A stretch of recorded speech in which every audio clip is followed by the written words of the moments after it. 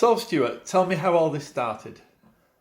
Well, Colin, as you know, after we met in 2004, we realised we had an immediate connection regarding music. I think up until that point in time, I had aspirations to write songs. It was slow progress. I think I had 10 songs at that point in time. When we decided that we would write songs together, I think after a 10-month period we had as many songs again. And then obviously we carried on, so, as you know. So we've probably, what would you say, 40 songs that we have now. We've condensed 12 of them into the Birdsong in Bedlam. Going back to the beginning, as you know, probably the first 10 songs that we wrote, we decided that we would actually form a band and would actually perform them live. I think, if you remember, we did one gig, and I think we decided then that we wouldn't be doing any more gigs. So then we decided that we would just concentrate on the songwriting, and then the end result has been the libretto that you have written, and then obviously the songs that we've written together that support it. Stuart, can you tell me a little more about your personal musical influences? Yeah, sure. I remember I was probably 6 and I watched Top of the Pops. I remember seeing David Bowie. I remember my dad giving me some Beatle albums and a David Bowie album, which was Aladdin Sane. I remember playing them all to death. My dad gave me a guitar when I was 9. I tried to play it through my teenage years. I got distracted by following a career in dentistry, but I never gave up the guitar. I followed classical studies, completed my grade 5. I was always drawn to songs. I think my earliest influences, as I say, were the Beatles and Bowie, which is not unusual for someone of my age. My other formative years, I was listening to prog rock. So at the time it would be Pink Floyd, Genesis, Yes, any number of groups. I was luckily enough to be caught in, when I was 14, in the middle of the punk rock phenomenon, and I got into that. So I had influences from the Pistols and Stranglers and that kind of thing. I then went to college and I was listening to groups like New Order and Joy Division, and I had a lot of influences there.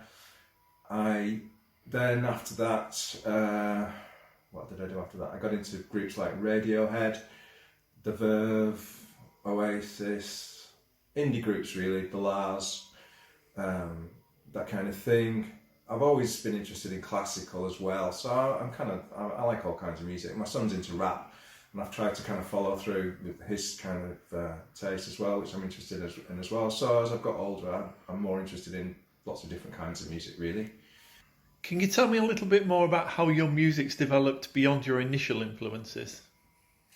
Yeah, sure. I think, well, I don't know whether this is the case for everybody, but when you have assimilated and you've been a fan and you've done all the Beatles and the Bowie songs and the Radiohead songs, I think then the next thing is you want to express yourself. So I attempted to write my own songs. I think I always had an idea that I'd do that kind of thing. It was initially difficult because, you know, to think about what you want to say and how you say it. I think I'm more of a person who's in tune with melodies and chord structures rather than lyrics.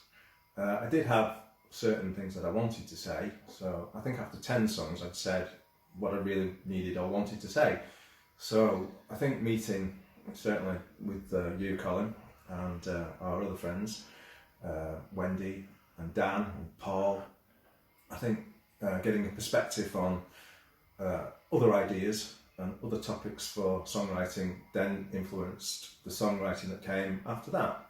The specific music that we initially came up with was as a result of our ideas related to, well, any number of things really. I'm not going to give the game away and go into the influences. It's up to the audience to spot them, but yeah, let me just say they were manifold.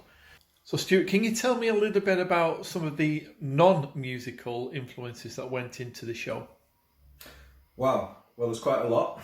I think if the show reflects me and you, Colin, from my side, how can I explain?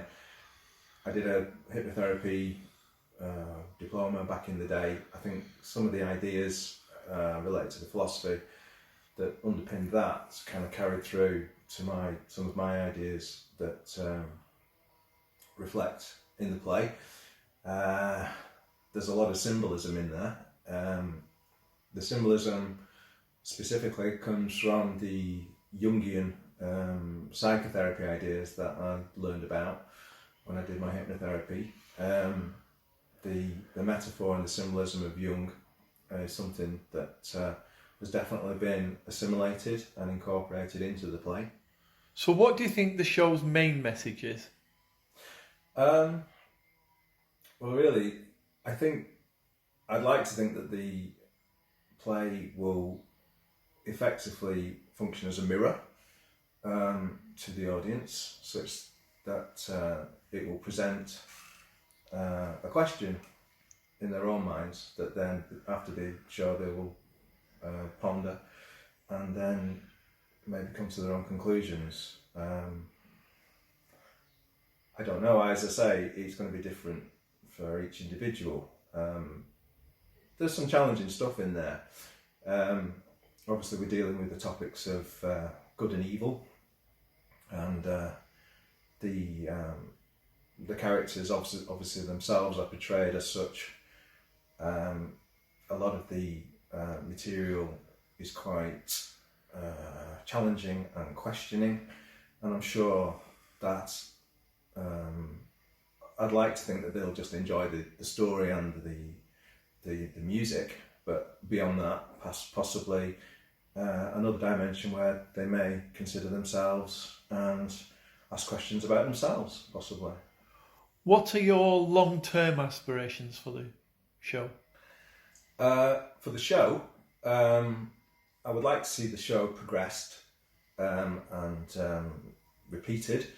I'd like to see all our ideas about development of the stage and the props and everything that ideally we would like to be incorporated and developed. I'd like to forge relationships with the main players beyond the initial play, because I think they're a great bunch of guys and I've really enjoyed interacting with them. There is already a plan to write a sequel. I'm very excited about potentially being involved in the writing of the second play. I think the exciting thing about all of this venture has been that it's not really been something that has exactly turned out as it has been meant to be or planned to be from the beginning, which is the refreshing and exciting thing about it. One thing has led to another, and I think I do like that at my time of years, where I don't plan my life as much, and I just take things as it comes. Dealing with the actual practicalities of progressing this play, we've had to adapt, we've had to compromise. So you've always considered yourself a bit of a rebel, like me. It takes one to know one, Colin. It does. Would you think that there's quite a bit of that in the show about our views on society? Yeah, obviously. I think that's one of the main things that we've incorporated, a challenge to the status quo. I don't know whether the music is directly progressive enough to challenge accepted norms, but I think the actual libretto is, and I think the actual play, from what I know, is going to be, well, I'd like to think we're going to put it out there and it's going to be something quite different. The feedback I've had already from the actors certainly reflects that. I'd like to think that it is something that is different and that we've done it in a different way, and that then people see it as such. Now, that being the case, it would then hopefully make a change. And, well, I don't know. If it changes an individual in his own backyard, that's fine. I mean, if it goes beyond that, that's fantastic. So, Stuart, do you think the show is very dark? Oh, yes, it's incredibly dark. I think it has to be in order to draw the contrast towards the light, because there is light at the end of the tunnel. It is a redemption story after all. So there seems to be quite a lot of conspiracy theory within the show. Yeah. Well, yeah, I mean, it's a reflection on society, and you only have to look at society today to see that these conspiracies are a big part of what's going on around us, the fake news and the like. I think beyond that, though, the other aspect that the play addresses is reality. I mean, you're dealing with a character who's struggling with mental illness, so objective reality to him is the question. When you then putting it in a perspective of sanity, you would then say conspiracies, but what is real to Eddie is real to Eddie. Are you looking forward to seeing the show in October? I'm really looking forward to seeing the show in October, yeah. Very much so, yeah. It's going to be a combination of a lot of hard work on behalf of a lot of people. Yeah, it'll be fantastic. I'm sure everyone's going to love it.